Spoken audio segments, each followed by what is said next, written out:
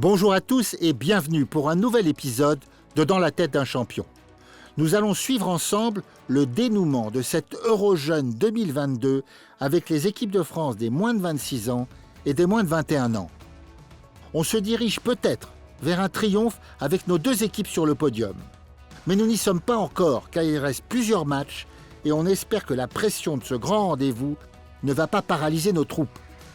Partons tout de suite suivre Arthur Boulin et les siens à l'assaut d'une médaille d'or qui serait franchement méritée, au vu de leurs prestations durant toute cette semaine aux Pays-Bas. Arthur, c'est à toi.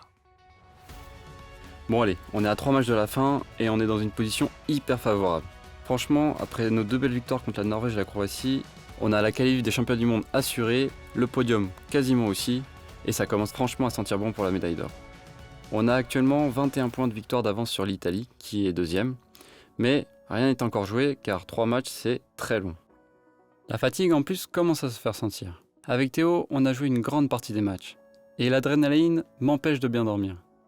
Mais ce n'est pas une raison pour sortir de notre prochain match. Nous jouons contre la Bulgarie, que nous connaissons très bien avec l'équipe. Nous avons joué contre eux il y a quelques années au championnat du monde et nous les avons battus d'un IMP en quart de finale, après un coup d'arbitrage sur la dernière donne. C'était extraordinaire. Mais maintenant revenons au présent. Nous avons un match à jouer. Allez, à l'attaque. Bon, début de partie plutôt calme. Nous voici à Donne 4. Théo ouvre d'un trèfle, on dit un cœur à ma droite. J'ai 11 points d'honneur avec 4 cartes à pique. Toujours dans la même optique, nous jouons cachalot, donc je vais dire contre, pour montrer 4 ou 5 cartes à pique. Passe, Théo dit 3 piques, et après une intervention, cette enchère montre une main irrégulière de première zone. Je conclue à 4 piques, Théo reçoit l'entame à tout, et cette entame règle tous ses problèmes. Il peut décider entre soit l'affranchissement des trèfles, soit couper des cœurs. Il a choisi de couper les cœurs, très bien, il va faire 4 piques égales. Super.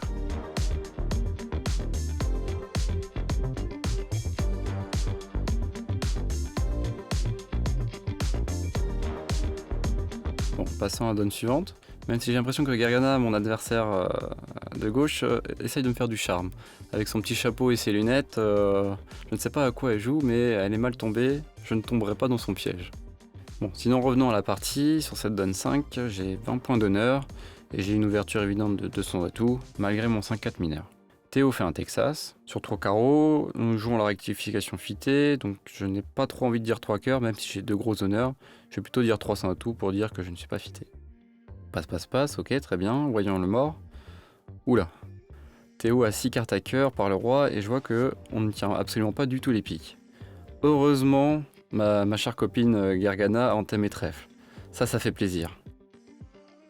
Maintenant, pour gagner mon contrat, il faut que les cœurs soient 3-2, auquel cas j'aurai 6 levées de cœur, 2 levées de carreau et 3 levées de trèfle après l'entame. Mais s'ils ne sont pas 3-2, là par contre ça va être plus compliqué. Il va falloir trouver la dame de carreau. Je commence par mettre le valet et on défausse le 9 de carreau. Et je peux voir que sur leur feuille de convention, la défausse d'une grosse carte est décourageante dans la couleur. Donc a priori, mon ami bulgare en Est n'a pas la dame de carreau. Maintenant je vais tester les cœurs. Donc cœur l'as, ok. Ah très bien. Les cœurs sont 3-2, donc maintenant voilà, je vais pouvoir gagner mon contrat avec quelques surlevés. En plus, je vais pouvoir jouer As-Roi de carreau pour éventuellement essayer de prendre une dame seconde derrière. Et c'est le cas, parfait. Oula, on a eu chaud avec Théo quand même sur celle-là. Allez, next, donne 6.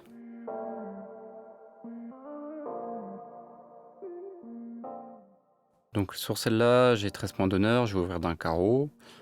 Contre, Théo dit 2 carreaux naturels, 6-10 points avec au moins 4 cartes à carreau.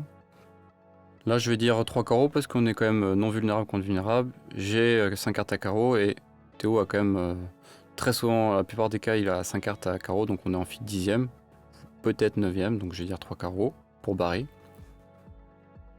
3 cœurs à gauche, passe 4 cœurs. Ah ok, donc les adversaires ont retrouvé leur fit cœur. Ils ont l'air de gagner 4 cœurs, je n'ai pas non plus de certitude à 100%. Mais la défense à 5 carreaux devrait quand même être moins chère, vert contre rouge. Je pense perdre à peu près entre 2 et 3 piques, un cœur et un trèfle. Donc 5 carreaux, contre, bien entendu, passe. Ok, voyons voir le mort. Donc on entame de l'as de pique. C'est assez bizarre vu qu'ils se sont fités à cœur. Donc c'est peut-être un singleton. Gargana rejoue un petit cœur pour la dame de son partenaire qui rejoue pique. Ah oui, ok. C'était bien un singleton, elle coupe. Et maintenant elle joue l'as de trèfle. Bon, maintenant c'est terminé, je vais pouvoir tabler pour -2. En regardant les jeux de plus près, c'est quand même une bonne nouvelle. Même si Gargana a trouvé son partenaire à cœur pour avoir une coupe, elle a quand même craqué à la fin en encaissant son as de trèfle. Donc on a déjà fait 5 carreaux contrés -2 au lieu de -3, et en plus 4 cœurs gagnent. Donc c'est vraiment un bon coup.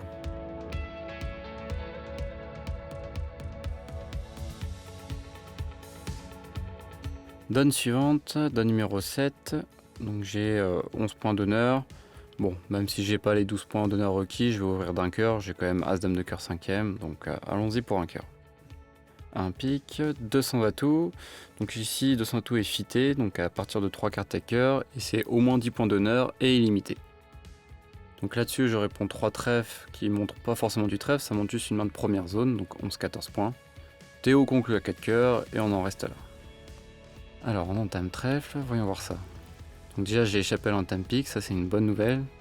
Je pense que je vais pouvoir me précipiter sur mes trèfles pour défausser un pique. Donc après je vais devoir faire une impasse cœur et peut-être aussi trouver la dame de carreau. Ok. Bon, commençons par tirer 3 tours de trèfle pour défausser le pique. Maintenant je vais faire l'impasse à la dame de cœur en partant du 9. On ne sait jamais. La dame tient, bonne nouvelle. Maintenant avec l'intervention à pique à ma gauche, les cœurs ont l'air d'être 4-1 ou alors 3-2 avec 3 cartes à ma droite. Donc je ne vais pas tirer l'as de cœur tout de suite, je vais essayer de remonter au mort à carreau pour pouvoir refaire une impasse cœur. Ah mince, la dame chez l'adversaire. Bon, c'est pas encore fini, mais maintenant ça veut dire que je ne dois perdre aucune levée à cœur. Ça va être assez tendu. Ah tiens, déjà c'est étrange, on me rejoue carreau. Ok, donc l'adversaire n'a pas voulu encaisser de levée de pique. Bon, très bien. Maintenant, il ne faut pas perdre de levée à cœur. Donc j'ai 2 possibilités. Soit le roi de cœur à ma droite est devenu sec, auquel cas il faut tirer l'as de cœur. Soit le roi de cœur est un peu plus long, donc il est maintenant second, et le 10 de cœur à ma gauche est sec. Donc toujours pareil, j'ai visualisé la courte à cœur à ma gauche, donc je vais jouer le buffalo en partant du valet de cœur. On met petit, je mets petit en tremblant. Ah, le 10. Parfait ça. Maintenant je tire mon dernier atout, et si les carreaux sont 3-3, je vais même faire une de mieux.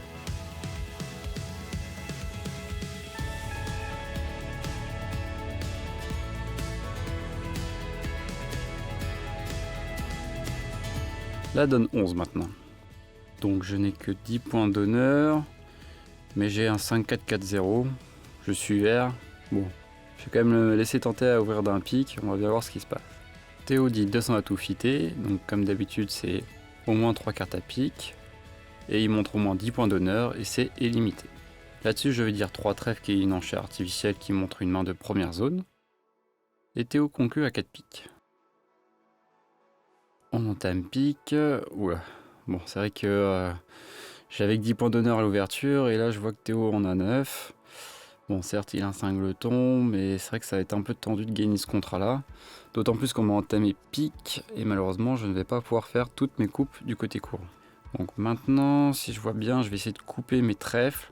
En plus, là, si on me fait pique pour là, c'est pique une deuxième fois, je vais pouvoir couper qu'un seul trèfle, donc ça va être dramatique. Donc bon, on va jouer les cartes, on va bien voir ce qui se passe. Pique petit, ah, étrange, on a dû entamer pique sous l'as.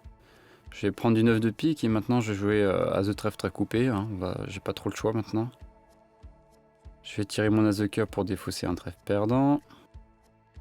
Cœur coupé. Et trèfle coupé tout de suite. Donc maintenant, la situation est un peu compliquée parce que je sais très bien que les adversaires, dès qu'ils vont me prendre la main, vont me raccourcir à pique. Donc là, l'idée, c'est de ne perdre qu'une seule levée à carreau. Pour ne perdre qu'une seule levée à carreau, soit je peux espérer roi-dame de carreau sec de n'importe quel côté, soit je peux espérer roi 10 ou dame 10 sec à ma droite. Pour cela, il faut que je parte d'un petit carreau du mort. Et si on met le 10, je mettrai le valet, qui va pousser un honneur, et ensuite quand je mettrai l'as de carreau, j'écraserai le dernier honneur. Donc dans tous les cas, je vais devoir jouer petit carreau à blanc. Petit carreau, le roi, ok, je mets un petit. On me rejoue trèfle, donc là je vais couper. Je joue atout. Et maintenant on me raccourcit, on joue cœur, coupé. Donc là maintenant pour gagner, je dois faire encore 2 levées. Il faut que j'espère que celui qui a 3 cartes à pique a également 3 cartes à carreau. Donc maintenant j'ai 2 possibilités. Soit je joue que en S on a roi dame sec à carreau, soit je joue qu'on a roi 10 sec. Vu qu'il a déjà joué son roi, maintenant soit je peux jouer mon valet de carreau pour forcer la dame en OS et mettre l'as ensuite pour écraser le 10 en S. Là-dessus mon 9 de carreau sera maître. Soit sinon je joue bêtement carreau pour l'as et j'espère que la dame tombe. J'avoue que je ne sais pas trop. Entre les deux cas, j'ai l'impression que c'est du kiff-kiff. Donc bon, il faut bien se décider à un moment donné. Je vais jouer carreau pour l'as. Allez. Bon, malheureusement, la dame de carreau n'était pas sèche, mais le 10 non plus, donc ça ne changeait rien. Mais c'est vrai qu'après réflexion, il y avait peut-être une situation de moindre choix. Car en S, si on avait roi 10 sec à carreau, on n'avait qu'une seule chance, enfin qu'une seule possibilité de mettre son roi. Par contre, avec roi dame sec, on avait le choix entre soit mettre le roi, soit mettre la dame. Donc en partant de ce principe-là, j'aurais pu peut-être du coup partir du valet de carreau et espérer qu'il y avait plus de chances que S et roi 10 de carreau sec plutôt que roi dame sec. Bon, 4 piques moins 1, passons à la donne suivante.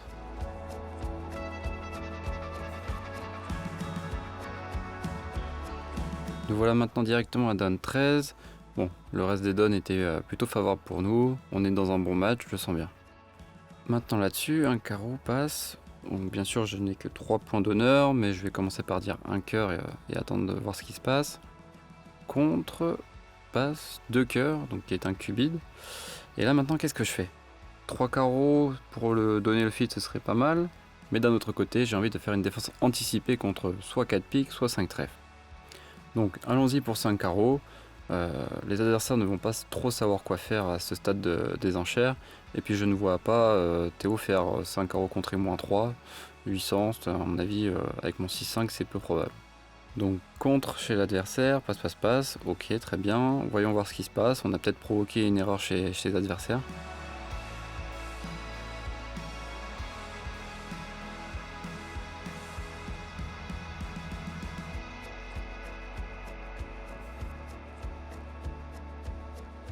La défense commence par faire les 3 premières levées et Théo table ensuite. Bon, 5 carreaux contre moins 1, ça devrait être une bonne note.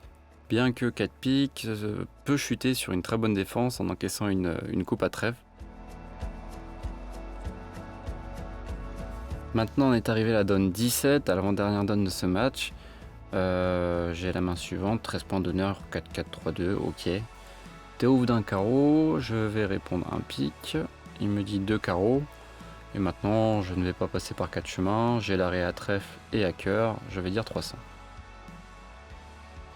J'avoue que je suis un peu surpris du mort quand je vois que Théo a passé 300 tours avec un 7-4 en mineur, sachant qu'en plus il sait que j'ai maximum 3 cartes à cœur. Mais bon, on va essayer de faire avec, hein. Bien sûr, j'aurais préféré jouer un contrat en mineur, qui était vraiment sur table pour le coup. Maintenant, 300 à tout, ça a peut-être des chances. Déjà, il va falloir savoir si la dame de cœur fait la levée. Jouons la dame. Ok. S met petit, très bien. Ça, c'est la bonne nouvelle. Maintenant, passons au maniement des carreaux. En principe, le bon maniement, c'est de faire 2 fois la passe à carreau avec 9 cartes.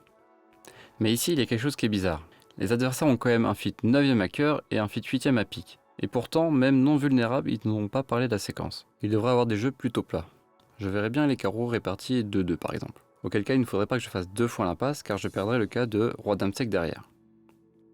Donc allons-y pour l'as de carreau, on va bien voir ce qui se passe. Ah, il défausse à gauche, ça c'est pas bon signe.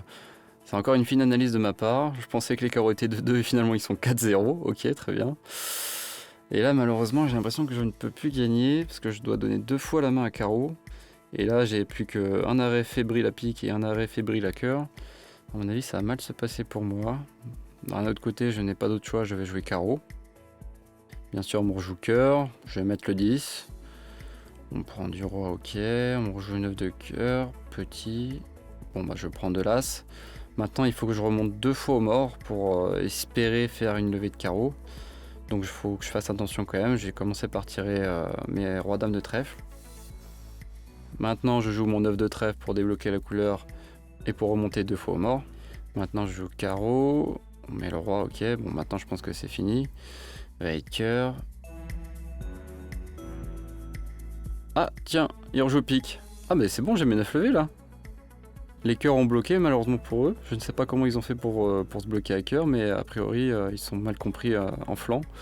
Tant mieux pour moi, je ne pensais pas faire 300 atouts. Donc là c'est un gros coup qu'on vient de sauver parce que 5 carreaux étaient sur table. Là on gagne 300 atouts, donc on va égaliser le coup à 5 carreaux s'il y en a un.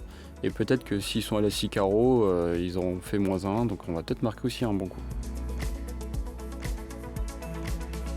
Nous voici à la dernière donne de ce match. Et j'ai une main voilà, avec 9 points d'honneur, 5 belles cartes à carreau. On ouvre d'un pic à main droite, bien sûr je passe. Un sans atout à gauche.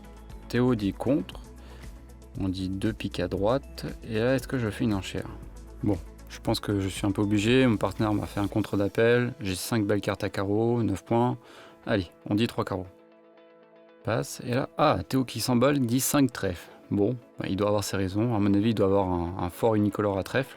Et il a voulu faire un contre toute distribution premier tour. Donc bon, on en reste là. On entame du roi de pique.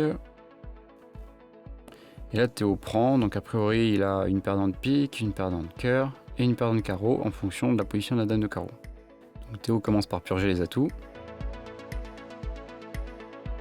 Et avant de se précipiter sur l'impasse carreau, il joue carreau pour l'as au cas où la dame de carreau serait sèche. Et je le vois jouer cœur. Ok. Cœur pour sa dame. On prend de l'as, on réfléchit, on rejoue le 2 de cœur. Petit. Ah, tiens, le roi de cœur. Ça, c'est vraiment une très belle carte. Maintenant, Théo table, il peut défausser un carreau sur le valet de cœur du mort. Et il fait égal. Tiens, en plus, on peut voir que la dame de carreau est 3ème mal placée.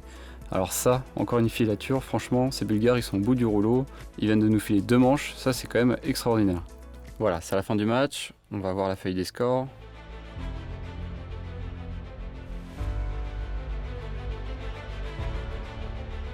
Ah oui, quand même, ça a été un vrai massacre ce match. On a gagné de plus de 56 IMP, c'est pas mal ça.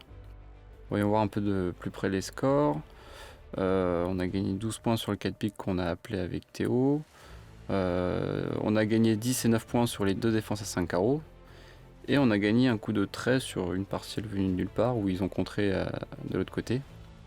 Malheureusement, on a perdu un coup de 10, mais on peut pas vraiment s'en vouloir. Il fallait que de l'autre côté, nos partenaires entament atout avec l'as 3ème. Donc franchement, c'est pas reprochable ce coup-là. Et sur la dernière donne, nous avons marqué 12 points. Mais bizarrement, de l'autre côté, ils ont joué 300 atouts. J'ai l'impression que c'était inchutable. Voyons voir. Ah non, ok. Nao a trouvé l'excellente entame de l'as de cœur alors qu'il avait roi, dame, 10, 6ème à pique. Et en entamant l'as de cœur, il a écrasé la dame sèche du déclarant et il a ensuite pu traverser le mort pour faire les 5 premières levées. Franchement, bravo Nao. Et ça nous permet de faire quasiment le plein sur ce match-là. On est dans une bonne situation pour demain. Bien sûr, mathématiquement, on peut encore être rattrapé pour la médaille d'or, mais on a quand même maintenant 24 points de victoire d'avance et on joue contre 2 équipes de bas de tableau. Donc bon, franchement, le plus dur est fait, maintenant il faut finir le travail.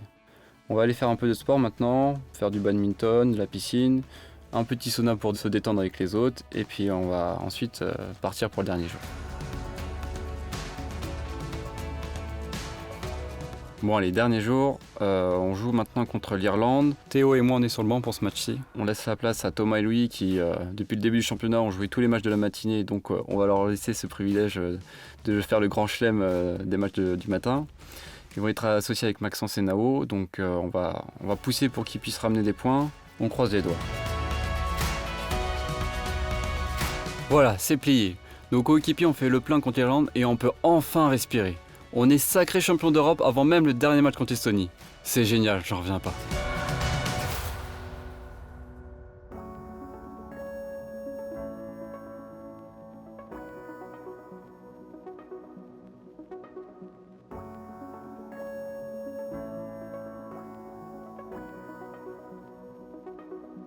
Et voilà, 2 médailles d'argent, les filles et les moins de 21.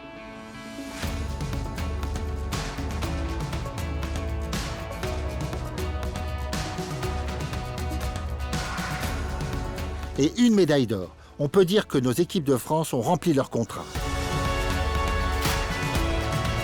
La Marseillaise, les podiums, les coupes sont la juste récompense du talent, de l'esprit d'équipe, de la cohésion.